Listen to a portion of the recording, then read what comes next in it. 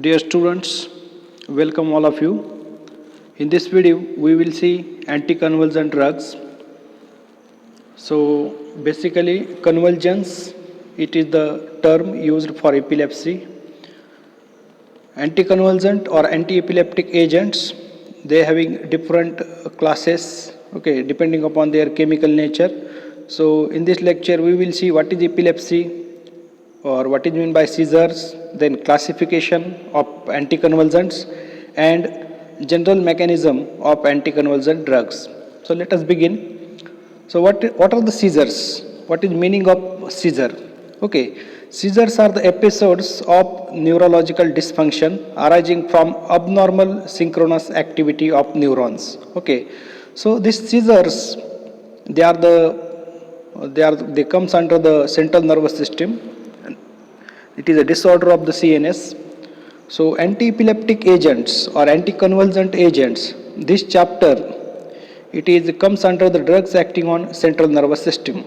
Okay, so seizures are the episodes of neurological dysfunction arising from abnormal synchronous activity of neurons. So particularly in seizures, there is a increasing firing of the neurons. Okay, there is an increase in release of neurotransmitters. So seizure is this is the abnormal function of the central nervous system. Okay, so what is epilepsy then? Epilepsy is the disease characterized by spontaneous recurrent seizures. Okay, recurrent seizures means epilepsy. Okay, so means seizures happening again and again, that is epilepsy. So in simple words or in Marathi, epilepsy म्हणजे fits येणे किंवा त्याला आपण भुरळ येणे असं म्हणतो. Okay, so epilepsy is a disease characterized by spontaneous recurrent seizures. It is a group of disorders characterized by excessive excitability of the neurons within the central nervous system. Okay, so this epilepsy is, already I told you, that is the disorder of the central nervous system, but there is increase in the firing and excitability of the neurons, okay, in the central nervous system. So it is a common and it is affecting about 1% population of the world.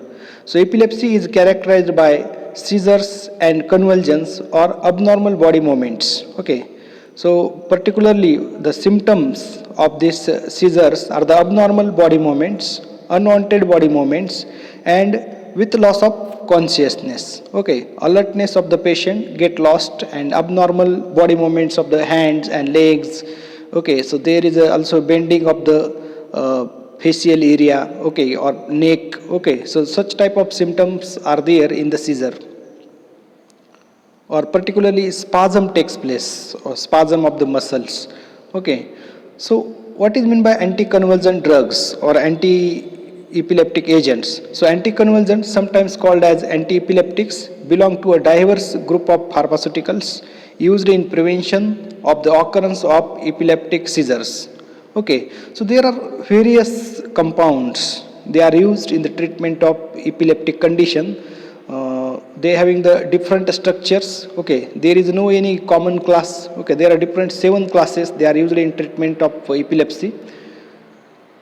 The goal of anticonvulsant is to suppress the rapid and excessive firing of neurons that start a seizure. Okay, what is the aim of this anticonvulsant therapy? Is to stop or to suppress, okay, or to decrease the rapid and excessive firing of neurons that start the seizure. Okay, that's why if there is an increase in the firing in the neuron, okay, increase in the excitability in the neuron, then it results in the seizures. Okay, and occurring of seizure again and again, recurrent seizures, means epilepsy.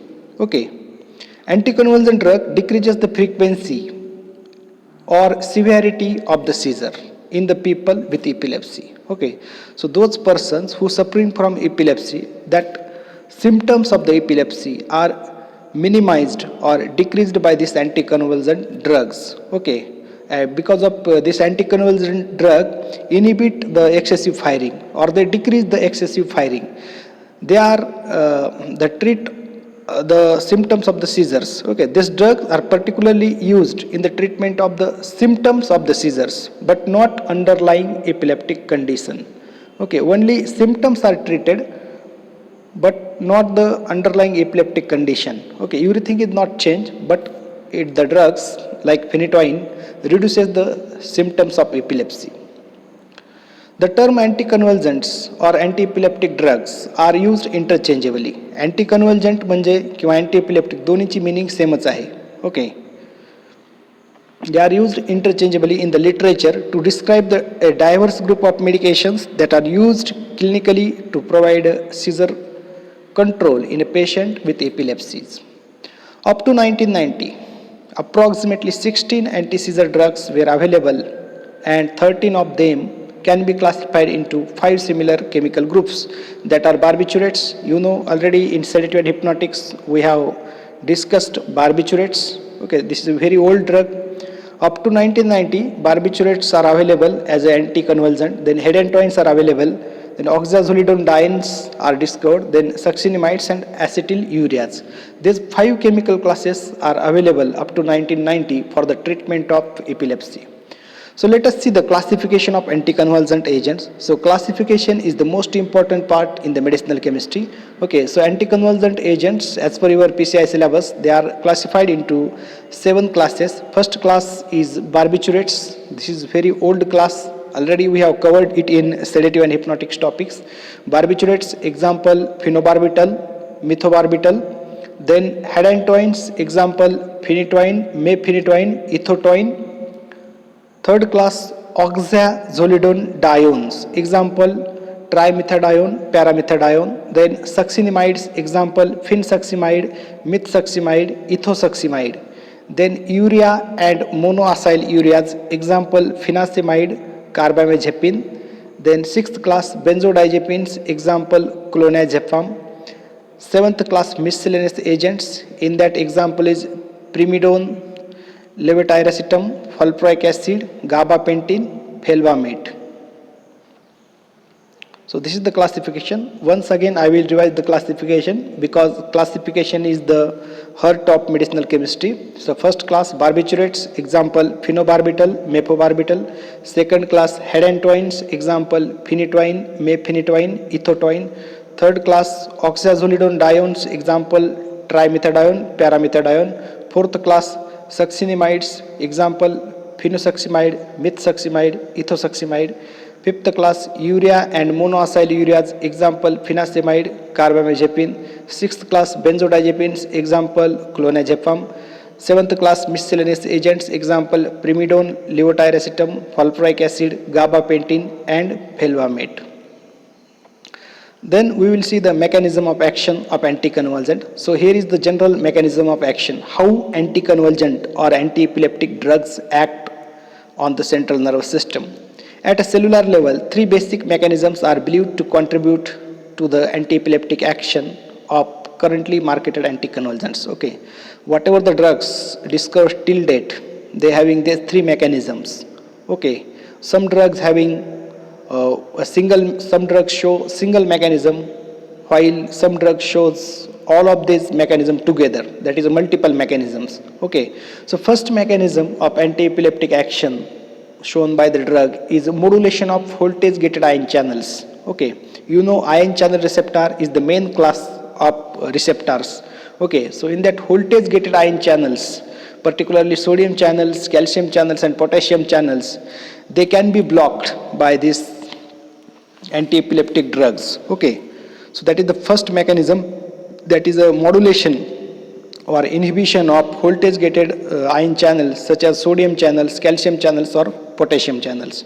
Second mechanism, enhancement of GABA mediated inhibitory neurotransmission. Okay, means activity of GABA is increased.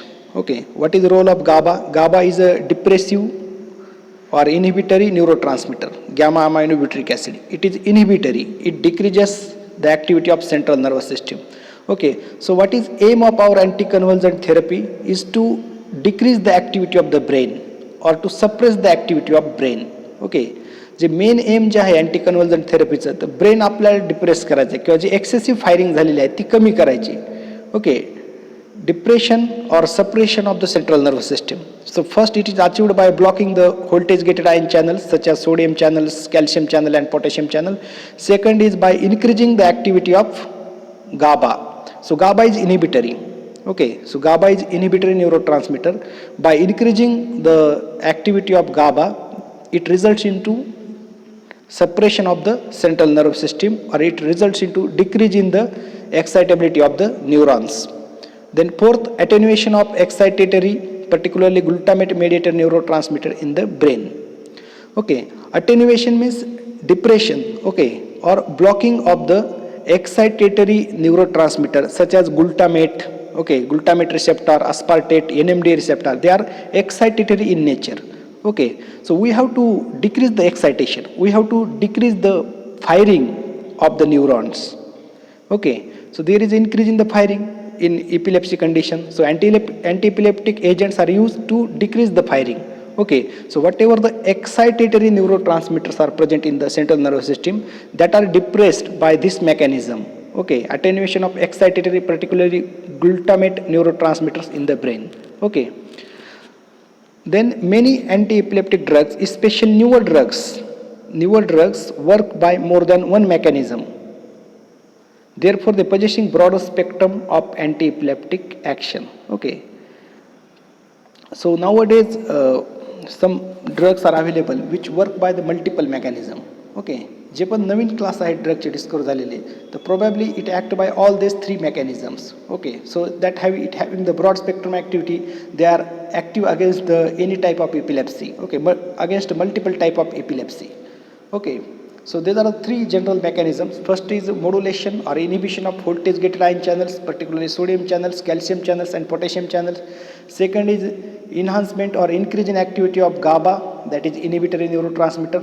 And third is attenuation of excitatory, particularly glutamate mediated neurotransmission in the brain. And some drugs, newer drugs, act by multiple mechanism, more than one mechanism. Therefore, they are having broader spectrum of activity. Okay. So thank you all of you for listening with patience. If you found this video useful, then like it and share with your friends.